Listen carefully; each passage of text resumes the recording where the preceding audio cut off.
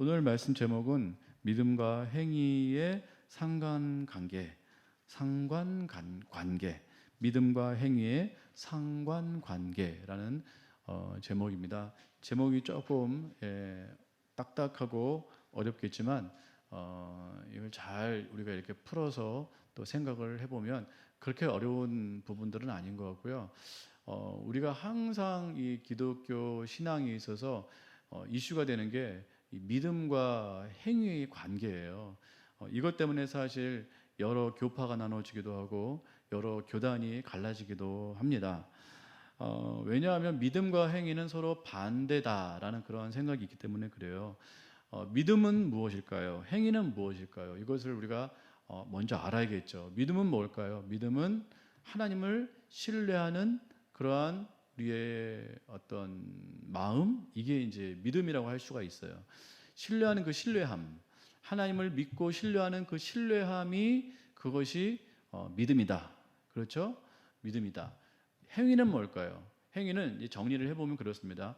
하나님을 믿는 것이 믿음이다. 하나님을 신뢰하는 것이 믿음이다. 행위는 뭘까요? 하나님을 신뢰함으로 하는 행동이 행위입니다. 이게 이제 제가 생각하는 믿음과 행위의 정의라고 생각을 합니다.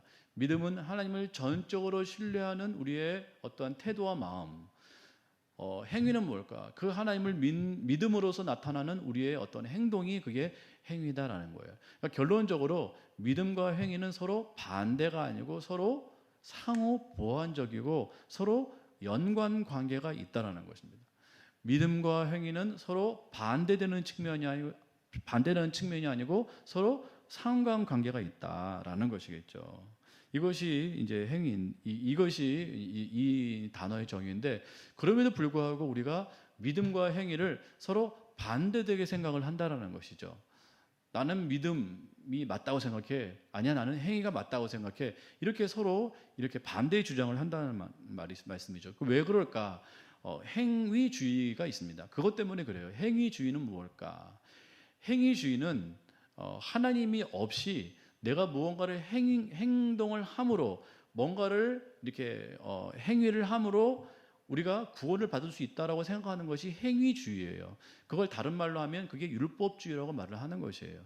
그러니까 제가 설교할 때 율법주의다, 또 행위주의다 이렇게 말을 이렇게 말씀을 드릴 때 무엇을 생각하는가 하면, 행동을 강조한다라기보다도 행동은 해야 돼요.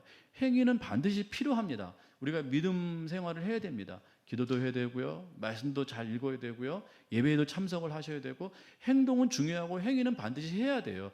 행위에 방점이 있는 것이 아니라 하나님 없이 행동한다라는 것이 중요한 것이에요. 방점은 하나님 없이예요. 그러니까 행위주의의 가장 큰 문제는 뭔가, 하나님 없이 내가 뭔가를 행동함으로 나의 구원을 증명하고 성취하려고 하는 그러한 태도, 이게 바로 행위주의고 다른 말로 율법주의라는 거예요. 좀 어렵죠. 그러니까 여러분들 이 율법주의다라고 할 때 어렵게 생각하실 것이 아니고 교회 안에 있어요. 근데 이게 이제 헷갈리는 거예요. 같이 교회 생활을 하고 믿음 생활을 하는 사람들 가운데 잘 드러나지는 않지만 그 마음 중심에 하나님 없이 내가 무언가를 행동을 함으로, 뭔가를 이렇게 행함으로 말미암아 내가 구원을 스스로 이루려고 하는 그러한 모습의 그런 사람들이 있다. 이게 바로 행위주의자고 율법주의자다라, 그렇게 말씀을 드릴 수가 있다라는 것입니다. 그래서 이 신앙에는 세 가지가 있대요. 첫 번째는 진짜 신앙, 참 신앙이 있고, 두 번째는 분리신앙이 있고, 세 번째는 비신앙이 있어요. 그 불신앙은 뭐고 비신앙은 뭐냐? 그 참신앙은 알겠어요. 하나님을 온전히 믿고 따르는 신앙, 그게 참신앙. 불신앙은 뭐예요? 하나님을 아예 안 믿고 안 따르는 그러한 불신자. 그러니까 예수님을 모르고 교회 안 다니는 사람, 이런 사람은 불신앙이다. 그럼 세 번째 비신앙은 뭐냐? 하나님을 믿는다고 말을 해요. 교회 안에도 있어요. 그러나 하나님 없이 스스로 구원을 이루려고 하는 그러한 사람을 바로 비신앙이다. 그러한 사람을 비신앙주의자다, 이렇게 말을 하는 거예요. 그 율법주의자와 행위주의자는 뭐예요? 비신앙주의자라는 거예요. 비신앙을 가진 사람들이라는 거예요. 비신앙이 교회 안에 많이 있기 때문에 우리가 헷갈리는 거예요. 그러니까 불신앙과 비신앙을 구분을 하셔야 돼요. 그리고 비신앙과 참신앙도 구분할 수 있어야 돼요. 이게 참 어렵습니다. 사실 이러한 측면이 있기 때문에 믿으면 믿는 거지. 교회 나오면 나오는 거지. 그 교회 나오면 다 천국 가는 거 아니야? 그 예배 잘 드리고 예수님 잘 믿으면 그거 그냥 잘 믿는 거 아니야? 그렇게 생각할 수 있겠지만 좀 헷갈리는 그런 부분들이 많이 있어요. 불신앙과 이 비신앙을 구분할 수 있어야 돼요. 비신앙도 참신앙이 아니라는 것이에요. 그러니까 우리가 이런 부분에 좀 생각을 해볼 필요가 있다는 것입니다. 근데 왜 이러한 이제 신앙이 나타날까? 왜 비신앙이 교회 안에 있을까?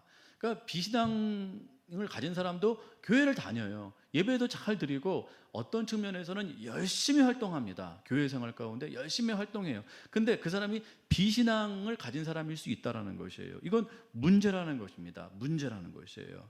예수님께서 이 비신앙주의자를 많이 질타하셨기 때문에 그렇습니다. 근데 왜 이러한 현상이 나타날까? 그건 바로 우리가 현실 세계 가운데 살고 있기 때문에 그래요. 우리의 현실은 어떠냐? 모든 것이 인과응보의 법칙으로 그렇게 돌아가는 세상이라는 것이에요.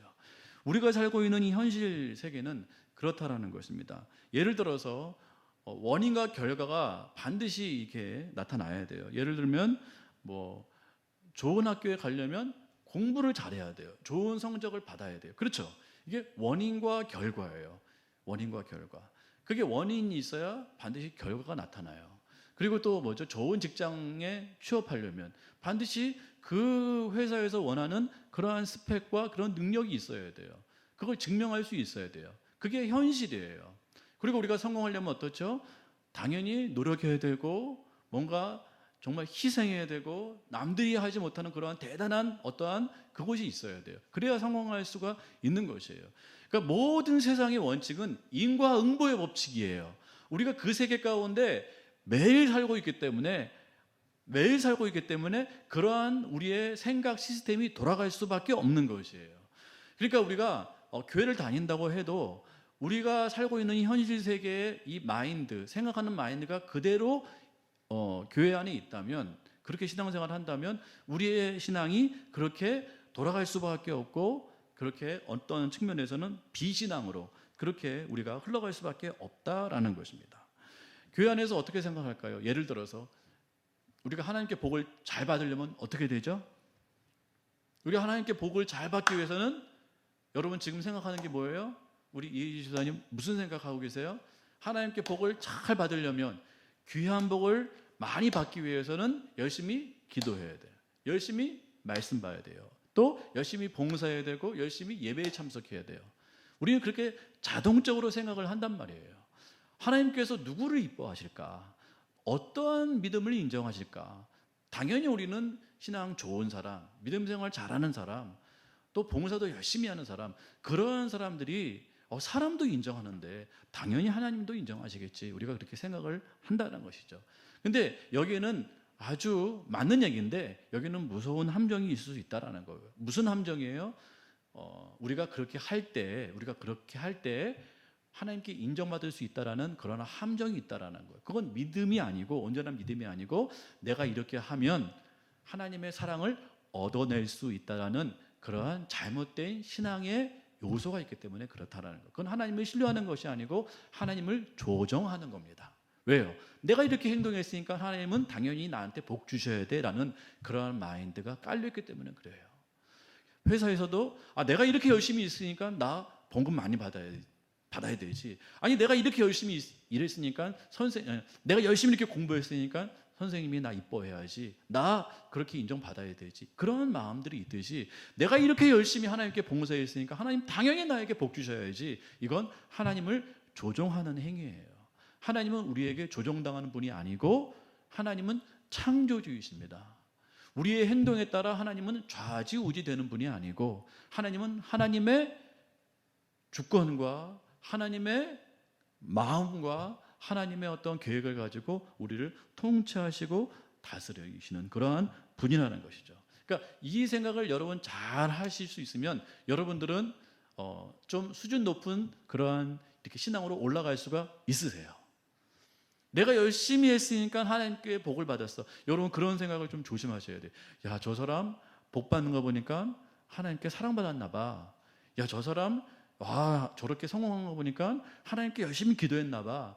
물론 맞아요. 맞는데 그게 앞서 말씀드린 대로 뭔가를 했기 때문에 하나님께 뭔가를 받았다라고 생각을 하면 그건 하나님을 조종하는 행위가 될 수 있다라는 것입니다.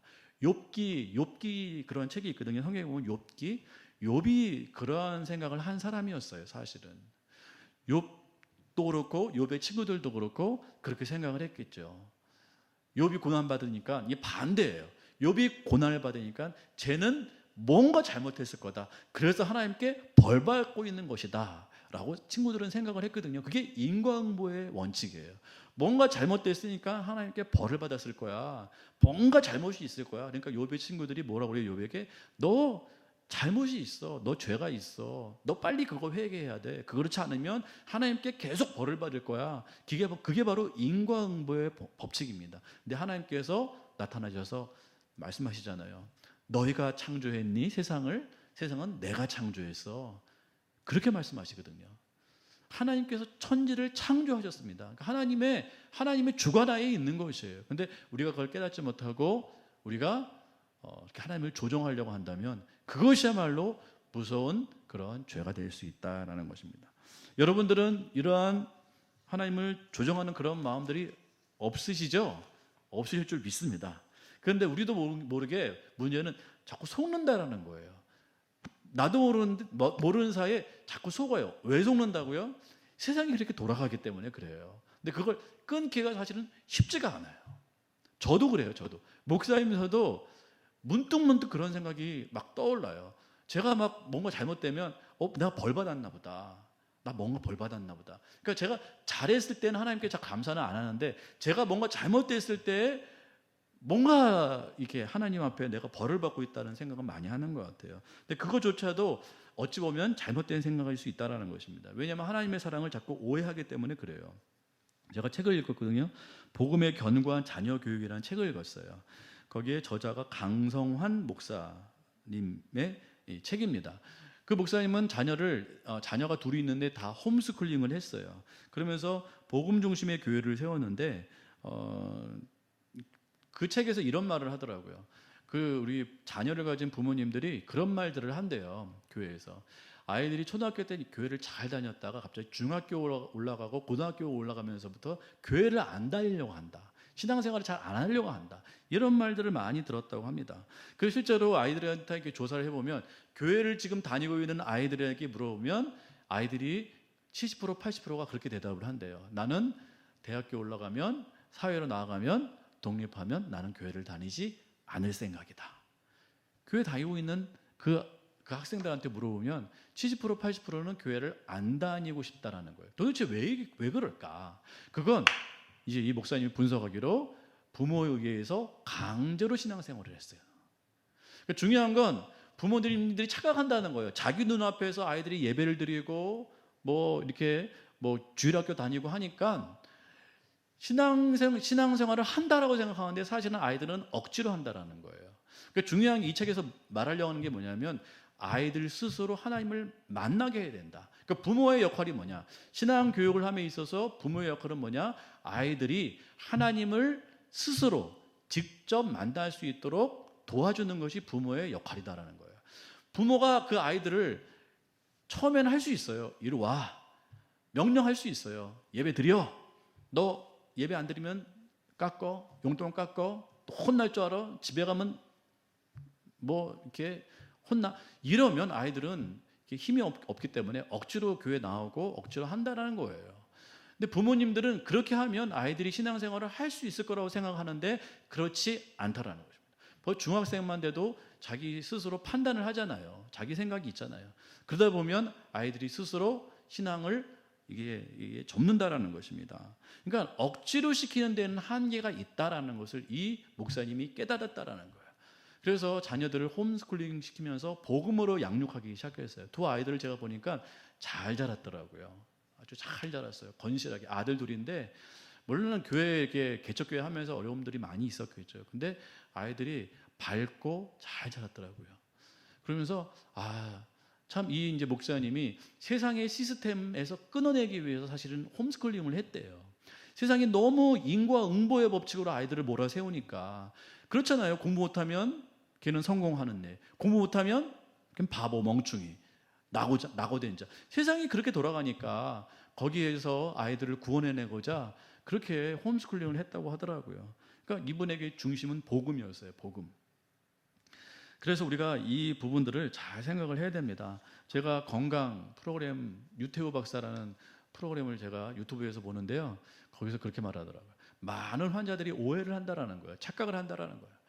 환자들이 자기가 아프면 병원에 가서 현상 치료만 하는데, 여러분, 의사는 현상만 이렇게 치료하는 사람이에요. 내가 어디가 다쳤어요, 어디가 아파요, 그러면 거기에 약을 투여하고 처방을 하고 치료를 합니다. 그건 맞아요. 그게 잘못됐다는 게 아닌데, 거기에서 끝이면 평생토록 약 먹어야 되고 평생토록 치료받아야 된다고 말을 하더라고요. 고혈압이 그래요. 고혈압 약은 한 번 먹으면 끊을 수 없다고 다들 말합니다. 당뇨병도 마찬가지입니다. 근데 이 분은, 이 의사분은 끊을 수 있다라는 거예요. 3개월이면 치료는 끝난다는 거예요. 거의 어떤 병이든, 암도 마찬가지고 3개월이면 수술하고 치료하고 해서 거의 끝나는데, 왜 환자들이 병원을 떠나지 못하고 재발하는가? 자기 몸을 스스로 건강하게 훈련할 줄 모르기 때문에 그렇다라는 거예요. 다 현상 치료만, 현상. 여기 아프니까 여기 치료하지. 그러니까 약을 계속 투여할 수밖에 없는 거예요. 내 스스로가 건강을 훈련하고 그러니까 연마할 수 있는 그러한 자세가 되어 있지 않으면, 내 스스로 건강을 지킬 수 있는 그러한 능력을 내가 스스로 기르지 않으면 계속 의사만 의지하게 된다는 거예요. 자기는 의사임에도 불구하고 그게 너무 아니라고 생각했다라는 거예요. 그러니까 그분이 그래요. 내가 정말 뛰어난 의사가 되기 위해서는 한 사람만 살면 된다라는 거예요. 그러면 소문이 확 퍼진다라는 거예요. 죽을 뻔한 사람을 의사가 살리잖아요. 그러면 사람들이 엄청 몰려온다는 거예요. 다 자기 종속하에 두어서 평생토록 자기 밑에서 그렇게 약받고 치료받게 할 수 있다라는 거예요. 그러니까 자기는 그게 의사의 양심으로 아니라고 생각을 했다라는 거예요. 이 사람이 건강하게 하는 게 목표지, 계속해서 약 주고 치료받고 돈 벌고 하는 것은 의사의 양심으로 아니라고 판단을 했다라는 거예요. 그래가지고 스스로 건강할 수 있게 하는 그러한 연습을 시켰어요. 이를테면 제 시간에 일어나기, 제 시간에 밥 먹기, 물 많이 마시기, 그리고 예민하게 살지 않기, 그리고 과로하지 않기, 살 빼기, 이걸 체계적으로 훈련시키는 연습을 시킨다라는 거예요. 근데 의사들이 그건 잘 안 시켜요. 왜요? 여러분 의사 가보세요. 병원에 가보세요. 그렇게 훈련하는 의사가 어디 있습니까? 권고만 하죠. 대부분 하는 건 뭐예요? 90% 하는 건 뭐예요? 약 주고 처방하는 게 끝이에요. 괜찮아지면 안 오면 되는 거예요. 그게 의사가 하는 일이에요. 우리가 그거에 너무 이렇게 맹신한 나머지 스스로 건강을 훈련하는 연습은 안 한다라는 거예요. 안 한다라는 거예요. 그러니까 아프면 그냥 병원만 가는 거예요. 스스로 건강을 다룰 줄 모른다라는 것입니다. 그러니까 중요한 거 뭐예요? 지금 앞에 있는 것과 이거 앞에 제가 말씀드린 것과 지금 이 의사의 이 비유의 이 연결점이 뭡니까? 결국 스스로 할 수 있어야 된다는 거예요. 신앙도 마찬가지예요. 아이들 그냥 교회만 데려놨다고 해서 그게 신앙이 생기는 게 아니고, 스스로 하나님을 만날 수 있어야 돼요. 스스로 하나님을 만날 수 있는 그런 어떤 모습이 있어야 되는. 우리는 안 그런 거예요. 우리는 뭐 억지로 할 수 있어요. 근데 억지로 한다고 해서 그게 신앙이 아니라는 것입니다. 그러니까 행위는 억지로 할 수 있어요. 행위가 나쁘고 잘못됐다는 말이 아니고, 행위는 믿음 안에서 나오는 우리의 그것으로 말미암는 우리의 행동일 뿐이에요. 행위로 말미암아 구원받을 수는 없습니다. 왜요? 행위는 억지로 할 수 있고, 남 보이기 위해서 할 수 있고, 자기 만족을 위해서 할 수 있고, 하나님을 감동시키기 위해서 할 수 있기 때문에 그래요. 그게 행위의 아주 무서운 단점입니다. 맹점이에요. 그러니까 행위로 구원받을 수 있다라고 생각하는 건 내 안에 믿음이 없음에도 불구하고 내가 노력해서 구원을 따낼 수 있다라고 착각하는 그런 잘못된 신앙의 모습이기 때문에 비신앙인 것이죠. 이 부분을 우리가 잘 간파를 하셔야 돼요. 절대로 우리는 어떠한 행위를 해서 구원을 얻을 수가 없어요. 모든 행위는 믿음이 있음으로 나오는 자연스러운 행동일 뿐이에요. 믿음이 먼저입니다. 내 안에 진짜 믿음이 있어야 그 믿음이 행위로 말미암아 자연스럽게 흘러나오는 것이고, 그 행위는 진짜 믿음의 행위가 될 수 있다는 것이죠. 그래서 우리가 볼 때는 진짜 행위와 가짜 행위를 잘 구분을 못해요. 구분이 되세요? 어떤 사람이 열심히 일해요. 교회 와서 열심히 봉사해요. 그게 진짜 행위인지 가짜 행위인지 구분할 수 있으세요? 못해요. 우리는 스스로도 못해요. 열심히 했으니까 좋은 믿음이라고 생각하는데 잘못된 가짜 믿음일 수 있습니다. 그 행위로, 겉모습으로 나는 구원을 받았다, 나는 치료를 받았다, 나는 완치 받았다라고 생각할 수 있다는 것입니다. 아니라는 거예요. 내 스스로가 하나님을 만나는 진짜 복음의 경험이 있어야 돼요. 그래야 진짜 치료를 받을 수 있고 진짜 구원을 받을 수 있다는 것입니다. 우리가 왜 이렇게 겉모습에만 치중할까요? 왜 이렇게 우리가 어떤 행동에만 집중하게 될까요? 겉 결과에만 우리가 자꾸만 집중할까요? 그 이유는 바로 세상이 그렇기 때문에 그래요. 세상이 다 그렇거든요. 여러분 부자 좋아하시죠? 부자가 잘 살까요? 옛날 김동호 목사님이 그러는데 그 아들이 그랬대잖아요. 어떤 학교 다니는 아들이 친구 집에 놀러 갔다가 와가지고 그 김동호 목사님한테 그랬다는 거야. 아빠, 내 친구 되게 잘 살아. 집에 차가 2대고 막 전사도 있고 일하는 아줌마도 있어. 내 친구 진짜 잘 살아. 근데 이 김동호 목사님이 교정해 줬다는 거야. 잘 사는 것과 부자는 다르단다. 그러니까 우리가 왜 자꾸만 착각을 하냐면 겉모습이 좋으면 우리는 좋을 거라고 착각을 해요. 겉모습이 부자면 행복할 거라고 생각을 해요. 뭔가 대단한 어떤 결과가 있으면 그 사람이 진짜 좋은 사람일 거라고 생각해요. 이게 잘못된 착시 현상입니다. 죄송한 표현입니다. 성추행 아닌지 모르겠네요. 미인들이 마음씨가 좋을 것 같죠. 그게 착시 효과입니다. 미인들은 별로 착하지가 않다고 그러더라고요. 우리가 남자들이 착각을 한다라는 거야. 얼굴이 이쁘면 그 사람이 굉장히 좋은 사람일 거라고 착각해요. 남자도 마찬가지입니다. 잘생긴 남자가 굉장히 젠틀할 거라고 생각하는데 안 그래요. 잘생긴 남자일수록 성품이 못됐을 가능성이 좀 있습니다. 너무 자기가 잘생겼기 때문에 이렇게 자랑하는 거죠. 자랑하는 마음. 여러분 이쁜 사람, 잘생긴 사람 치고 겸손한 사람 봤나요? 쉽지가 않아요. 우리가 왜 자꾸 착각하냐면 뭔가 겉으로 대단하면 좋을 거라고 생각하는 거예요. 믿음도 마찬가지예요. 겉모습이 화려하면 그 사람이 진짜 믿음이 좋을 거라고 생각하는데 그렇지 않을 수 있다는 것입니다. 행위는 중요해요. 근데 그 행위가 믿음에서 나와야 돼요. 믿음에서. 그 행위를 보고 우리 하나님 예수님께서 말씀하셨거든요. 열매로 알리라. 그 믿음을 열매로 알리라고 말씀하셨어요. 근데 그 열매는 가짜 열매가 아니고 진짜 열매여야 돼요. 거짓 열매도 있어요. 거짓 열매. 그러나 진짜 믿음이라면 진짜 행위가 나타날 수밖에 없습니다. 근데 이걸 우리가 분별을 잘 하셔야만 되는 거예요. 내가 지금 하는 행위는 진짜 행위인가 아니면 가짜 행위인가? 진짜 열매인가 가짜 열매인가? 우리가 분별할 수 있어야만 된다라는 것입니다. 여러분 꼭 기억하십시오. 행위는 반드시 필요해요. 그러나 진짜 믿음에서 나온 진짜 행위여야 돼요. 가짜 행위는 안 된다라는 것입니다. 이런 예화가 있습니다. 너무너무 중요한 예화니까 잘 들어보세요. 어떤 새끼가 있었어요. 새 새끼가 그만 둥지에서 뚝 떨어졌어요. 근데 떨어졌는데 안타깝게 그 새끼가 여우 굴 앞에 떨어졌어요. 여우는 새끼 새를 잡아먹잖아요. 근데 새끼 새는 날지를 못해요. 날지 못하는 새가 둥지에서 떨어져가지고 거기서 막 발버둥 치고 있었어요. 여우가 그걸 봤어요. 근데 감사하게 저기 보니까 조그마한 굴이 있어요. 그건 새끼 새가 들어갈 수 있을 만한 그런 작은 굴이에요. 글로 피신하면 살 수 있을 것 같아요. 어떻게 됩니까? 새끼 새는 못 날라요. 그러나 다리가 있기 때문에 걸어갈 수 있어요. 그럼 어떻게 되죠?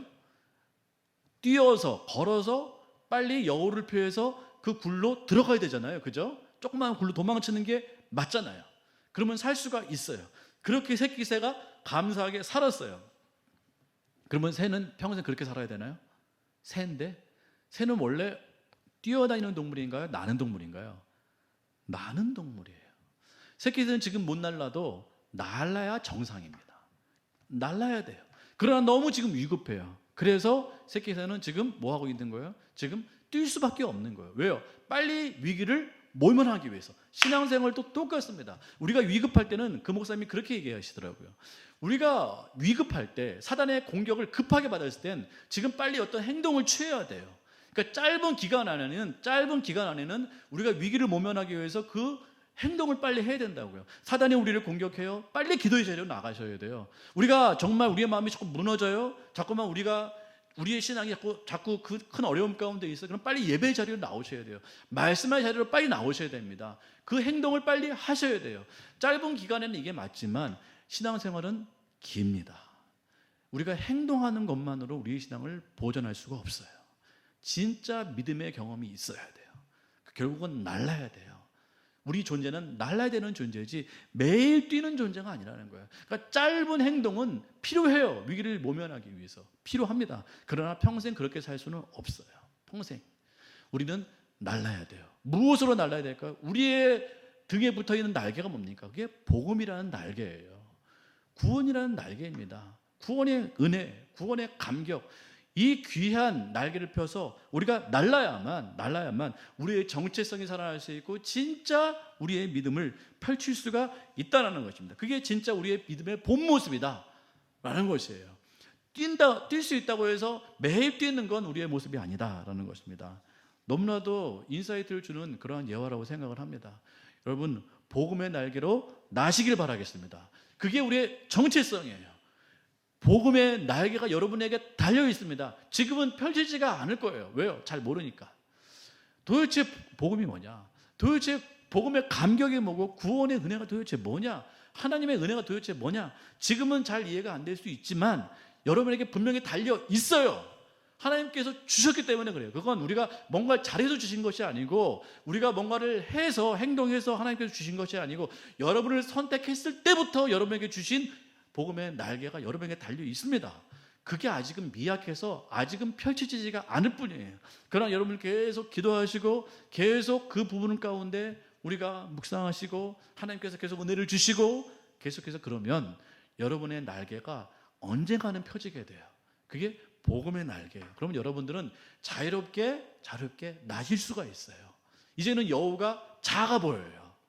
저 창공에서 여우의 굴이 너무 작아 보이는 거예요.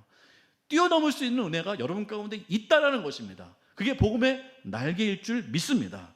여러분에게 그게 달려 있고요. 여러분들 반드시 그게 자라나시게 될 거예요. 믿으시기 바라겠습니다. 믿음의 본질이 뭔가? 제가 여러분 요거 말씀드리겠습니다. 자, 이제 복음의 본질이 뭔가? 복음의 본질. 자, 전제는 이거예요. 여러분 잘 들어보세요. 너무너무 중요한 부분. 자, 이제 여러분이 이러한 설교를 듣고 여러분들이 날개짓을 하는 거거든요. 중요한 것은 여러분 스스로가 생각을 좀 해보셔야 돼요. 그냥 병원 가듯이 교회 와서 치료받고 가시면 큰 의미가 없습니다. 여러분들이 여러분의 복음에 대해서 스스로 훈련하는 연습을 하셔야 돼요. 자, 생각을 여시고 생각을 한번 잘 해보셨으면 좋겠어요. 마음을 여시고 생각을 잘 해보셨으면 좋겠습니다. 자, 복음의 본질이 뭔가 잘 생각해 보세요. 전제는 이거예요. 우리는 다 죄인이라는 거예요. 제가 이 얘기를 듣고 너무 감격을 했어요. 우리는 말할 수 없는 죄인이에요. 그렇게 태어났어요. 이게 복음의 전제입니다. 여러분, 여러분의 그 죄된 모습을 보고 놀라지 마세요, 제발. 저도 많이 놀래요. 아내하고 대화하면서요, 그런 얘기를 했어요. 도대체 왜 이럴까? 복음을 발견할수록 왜 이렇게 죄된 나의 모습이 자꾸 이렇게 드러날까? 그건 옛날에 잘했는데 지금 잘하는 것이 아니고 옛날에 죄를 지을 수 있는 기회가 없었기 때문에 그래요. 우리는 원래 죄인이었어요. 제가 이걸 깨닫고 나서 너무너무 정말 감사하더라고요. 그렇구나. 나는 어쩔 수 없는 죄인이었구나. 그리고 지금도 죄이구나. 근데 왜 옛날에는 이게 안 드러났지? 그럴 기회가 없었어요. 그럴 기회가 없었어요. 제가 옛날에 학교 다니고 회사 다닐 땐 온통 죄 가운데 살았기 때문에 내가 죄인이라는 생각을 별로 안 해봤다라는 거예요. 그럴 기회가 없었어요. 깨달을 수 있는 기회도 없었고 그런 현상이 나타날 수 있는 그런 기회가 없었어요. 그런데 요새 들어서 그런 현상이 자꾸 이렇게 맞닥뜨릴 때, 그런 상황에 맞닥뜨려질 때 내가 어쩔 수 없는 죄인이라는 것들이 자꾸 드러나요. 아, 나는 옛날에 좋았는데 지금 이런 모습이 드러나는 그런 게 아니고 나는 원래부터 죄인이었는데 지금 이게 드러나기 시작하는구나 라고 생각을 하니까 너무 맞더라고요. 그게 성경적 죄인이구나. 그게 나에 대한 정의예요. 여러분의 정의입니다. 여러분 깜짝 놀라지 마세요. 이혜지 집사님 놀라지 마세요. 김명정 선생님도 놀라지 마세요. 내가 문득 무슨 일을 했을 때 뭔가 누구를 만났을 때 갑자기 무슨 죄악된 모습이 드러나고 갑자기 어떤 죄된 어떠한 이런 성향이 드러날 때 놀라지 마세요. 그게 우리의 본 모습이에요. 이제까지 그거에 드러날 수 있는 기회가 없었을 뿐이야. 제가 이 말씀 듣고서 맞구나. 이건 진짜 맞는 얘기다. 우리는 로마서에 있는 말씀처럼 모든 사람이 죄를 지었음에 하나님의 영광에 모두 다 이르지 못하는, 그러니까 모든 사람이 죄를 지었어요. 그게 로마서에서 우리를 향한 그런 선포예요. 그게 복음의 시작입니다. 나는 어쩔 수 없는 극악한 죄인이구나. 여러분이 잘났다고 하는 그러한, 나는 괜찮다라고 하는 그런 모습이 있을 수 있어요. 그러나 그런 모습이 있다고 해서 지금 죄인이 아닌 게 아니에요. 지금도 그런 모습이 문득문득 드러나잖아요. 그런 성향들이 막 드러나잖아요. 지금도 막 아닌 사람 보면 막 욕하잖아요. 조금도 TV 보면서 지금도 막 엊그제도 욕했어요. 뭐 저런 인간이 다 있나. 러시아 그 모습 보면서 지금도 욕해요. 뭐 저런 인간이 다 있나. 하나님께서 저 푸틴이라는 저런 인간은 왜 저렇게 가만 내비두시나. 뭐 이건 제가 지금 필터링 한 거예요, 사실은. 더 악한 말도 많이 합니다. 더 악한 생각도 많이 해요. 그건 내가 목사이기 때문에 나는 왜 이런가 이게 아니고 목사이지만 죄인이에요. 어쩔 수 없는 죄인.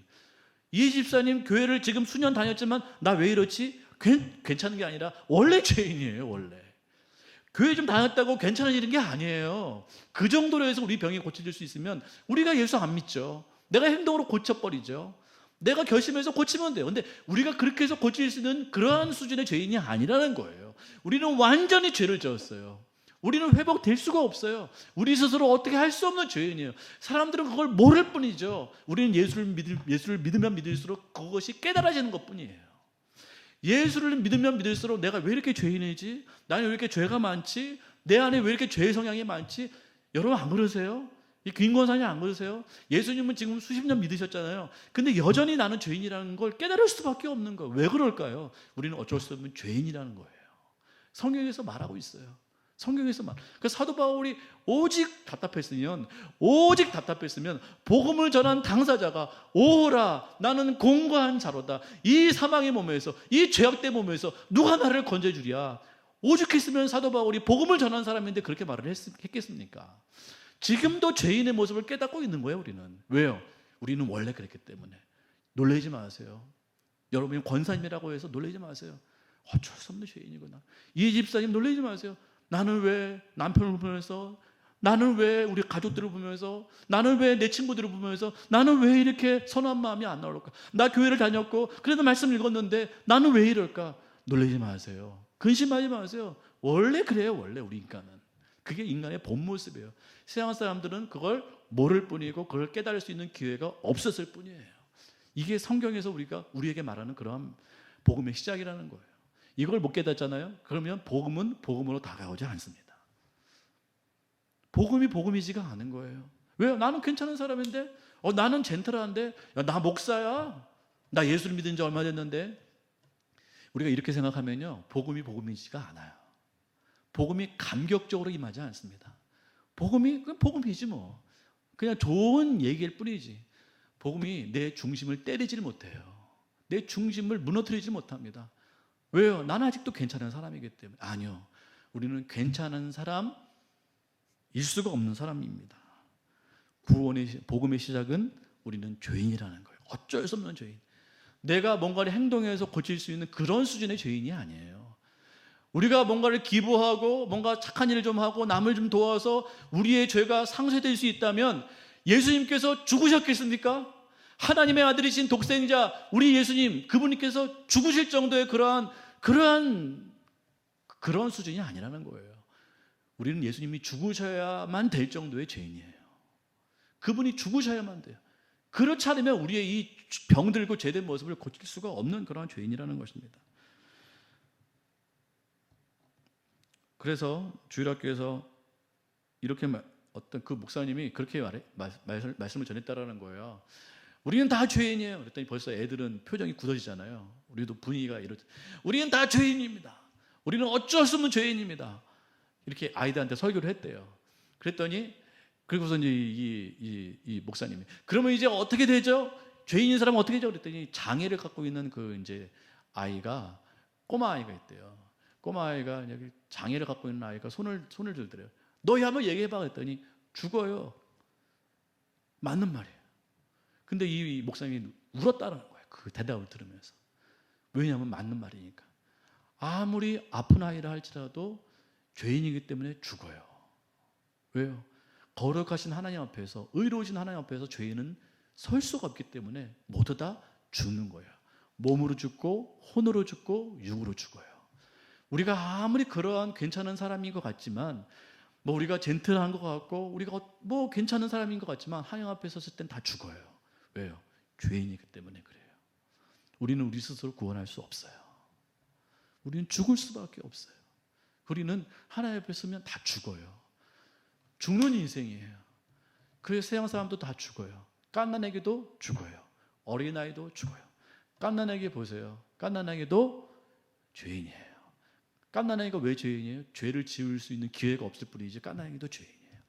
어린아이들 보세요. 어린아이들도요. 어린아이도 죄를 지은 그 귀여운 얼굴을 하나님께서 주셔서 그렇지 그 아이도 그 속성을 보면 굉장히 이기적이고 영악합니다. 그래서 아이들을 키울 때 저희 아내와 저에게 해당되는 얘기인데, 아이를 보면서 놀라지 말아야 될 것 같아요. 애들도 죄인이에요. 그래서 자기밖에 몰라요. 죄를 지을 수 있는 기회가 되면 다 죽어요. 다 그렇게 죄를 지어요. 그런 우리들은 다 하나님 앞에서 죽을 수밖에 없습니다. 이걸로 끝인가요? 그러면 구원이 아니겠죠. 그러면 복음이 아니겠죠. 하나님께서 우리를 구원하시기로 결정하셔서 우리가 구원을 이룰 수 없는데 우리 예수님께서, 하나님의 아들이신 예수 그리스도를 우리 가운데 보내셔서 대신 구원을 이루도록 하셨어요. 이게 구원의 핵심입니다. 자, 이렇게 착각하시면 안 돼요. 많은 영어가 이렇게 말을 합니다. 옥황상제 앞에 어떤 사람이 있어요. 내 이놈, 네 죄를 알렸다? 그러면 이 사람이 막 빌어요. 옥황상제님, 한 번만 기회를 주세요. 한번 제가 잘못했어요. 그러면 막 했더니 이제 이 옥황상제가 이렇게 말을 합니다. 그래, 너의 그 마음에 내가 가득해서 내가 세상에 보내겠다. 한 번 기회를 줄 테니까 다시 가서 열심히 살아서 착한 사람이 되거라. 우리는 그게 구원이라고 생각을 해요. 다시 기회를 얻어서 착한 그런 사람의 그런 삶을 살 수 있도록 기회를 주신 것이 구원이라고 우리는 착각을 한단 말이에요. 그건 구원이 아닙니다. 절대적으로. 그렇게 기회를 받았다고 해서 우리가 착한 사람이 될 수 있을까요? 여러분, 의외로 그것을 구원이라고 착각하는 사람들이 굉장히 많아요. 우리 하나님께서 여러분에게 기회를 주셨습니다. 독생자들 예수 그리스도를 여러분에게 주셨습니다. 그러므로 여러분들은 이제 여러분들은 구원을 받게 되었습니다. 이제 세상 가운데 나가서 잘 사시면 됩니다. 이게 구원이에요? 이거 구원 아니에요. 왜 구원이 아니죠? 여러분 말씀해 보실 수 있겠어요? 이건 구원이 아닙니다. 이건 복음이 아니에요. 자, 잘 들어보세요. 하나님께서 여러분들을 사랑하셔서 그의 아들 독생자 예수 그리스도를 주셔서 여러분들을 구원하셨습니다. 이제 여러분의 세상 가운데 가셔서 하나님의 뜻대로 열심히 잘 살면 됩니다. 그러면 구원을 받습니다. 이게 복음인가요? 이거 복음 아니에요. 근데 이 말에 틀린 바가 없기 때문에 우리가 그걸 복음이라고 생각하는 거예요. 복음은 무엇인지 아세요? 우리는 아무것도 할 수 없기 때문에 다시 기회를 받아도 우리는 여전히 죄를 지을 것이기 때문에 독생자 아들 예수 그리스도께서 우리를 위해서 모든 구원의 조건을 다 이루어 주셨습니다. 우리는 그것을 믿고 받아들입니다. 이게 구원이에요. 착각하면 안 돼요. 이 두 차이를 아시겠어요? 이 두 차이를 모르면 아직까지 구원에 대해서 아직 생각을 못 하신 거예요. 자, 앞에 얘기 다시 할까요? 여러분들은 죄를 지었습니다. 여러분들은 하나님께서 독생자들 예수 그리스도를 여러분에게 주셔서 구원하셨습니다. 이 세상 가운데 들어가서 여러분들은 잘 살 수 있습니다. 여러분 의롭게 사십시오. 거룩하게 사십시오. 그러면 구원을 받게 될 것입니다. 이게 구원이에요? 이건 복음이 아니에요. 이건 아까 옥황상제가 말했던 그 말과 똑같습니다. 내가 너에게 기회를 줄 테니 다시 이 세상에 돌아가서 착한 사람이 되어라. 그러면 너가 천국에 들어올 것이다. 똑같은 말이에요. 우리는 또 세상에 돌아가도, 은혜를 받고 돌아가도 여전히 죄를 지을 거예요. 천주교에서 그걸 말하고 있잖아요. 주입의 은혜를 말하고 있습니다. 하나님께서 여러분에게 주입된 은혜를 주셨다라는 거예요. 은혜가 주입됐다라는 거예요. 그러니까 할 수 있는 능력을 주셨다라는 거예요. 그러므로 여러분들은 스스로 할 수 있다라고 말하는 게 그게 천주교에서 말하는 구원입니다. 여러분들이 스스로 할 수 있대요. 주입된 은혜 때문에. 주입된 능력 때문에. 그러나 복음은 그게 아니에요. 우리는 할 수 없어요. 우리는 또 기회를 받아도 할 수 없어요. 그래서 하나님의 아들 예수 그리스도께서 우리를 위해서 모든 구원을 다 뭐예요? 이루어 주셨어요. 그 구원은 완전한 구원이에요. 흠도 티도 없는 완전한 구원을 우리 가운데 주셨고, 우리가 그것을 받아들일 때 그 구원이 누구의 것이 돼요? 우리의 것이 되는 거예요. 그래서 천주교와 기독교가 갈라지게 되었어요. 안타깝게. 천주교는 그래서 지금도 불안한 구원을 갖고 있어요. 왜요? 모든 책임이 나한테 있기 때문에. 열심히 안 살면 그 사람들은 천국에 못 가요. 못 가요. 천주교인 사람들에게 물어보세요. 당신 구원의 확신이 있어요? 함부로 말 못해요. 왜요? 모든 구원의 조건이 나한테 달렸기 때문에 그래요. 그러나 우리는 그렇지 않습니다. 진짜 구원 받은 사람, 진짜 복음을 받은 사람은 모든 구원의 조건이 나한테 있는 것이 아니라 예수 그리스도께 있어요. 그분은 완전하신 분이기 때문에. 하나님께서 우리를 사랑하사 독생자 아들을 주셔서 이는 그를 믿는 자마다 누구든지 구원을 받게 하시겠다고 말씀하신 것이 바로 요한복음 3장 16절의 구원의 말씀이에요. 우리는 할 수 없어요. 기회를 수천 번 수만 번 받아도 우리는 하나님께서 원하시는 그 모든 조건들을 다 만족시켜 드릴 수가 없어요. 그러면 예수님께서 오시지 않았죠. 우리는 할 수 없어요. 그래서 우리는 뭐예요? 정가된 은혜를 말합니다. 예수님의 모든 구원의 그 모든 이루심이 우리에게 정가되어 우리 것이 되었고, 우리의 극악한 죄, 우리 극악한 죄를 다 예수님께 정가됨으로 말미암아 깨끗하게 다 없애주셨다라고 말하는 것이 바로 우리가 말하는 구원입니다. 이게 진짜 복음이에요. 이 구원의 은혜가 여러분에게 있기를 간절히 소망합니다. 그러면 여러분은 날 수 있어요. 그게 나는 거예요. 그러면 힘이 있어요. 그게 능력이에요. 이제는 뛰는 게 아니에요. 뛰는 정도가 아니고 간신히 여우 피해서 굴러 도망가는 인생이 아니고 날아서 밑을 바라보는 거예요. 아, 여우가 있었네, 사자가 있었네, 나는 거예요. 나는 거. 그게 진짜 구원의 은혜입니다. 여러분은 이미 구원 받은 사람들이에요. 그래서 그 구원의 은혜에 힘입어서 행동할 수 있어요. 무슨 행동? 감사의 행동, 기쁨의 행동, 만족의 행동. 이제 우리가 성경을 읽었느냐, 기도를 했느냐, 여기에 따라 우리의 인생의 향방이 결정되지 않습니다. 우리는 감사함으로 성경 말씀을 하나님 더 알기 위해서 말씀 봐요. 하나님과 더 교제하기 위해서 기도해요. 하나님과 더 기쁨을 누리기 위해서 예배해요. 예배는 하나님과의 만남이에요. 조건이 아니고. 기도는 하나님과의 교제이고 대화예요. 하나님, 저 힘들었어요. 하나님 감사해요. 하나님 너무 고마워요. 하나님 사랑해요. 하나님 저 너무 힘들어요. 이게 기도예요. 구원받은 사람이 하나님 앞에 대화하는 게 기도예요. 말씀은 하나님을 더 알고 싶어하는 그 감사, 나를 구원하신 하나님을 더 알고 싶은 게 그게 말씀 보는 것이죠. 그것 때문에 우리의 구원이 왔다 갔다 하지는 않아요. 마지막으로 이 예화 드리고 말씀 마칠게요.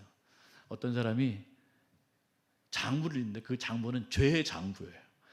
그걸 성경에 보면, 요한계시록에 보면 책들이 있거든요. 책이 있는데 하나는 생명책이고 하나는 책들이 있어요. 그 책들은 우리가 그동안 세상 가운데 행했던 그 행위의 책들이에요.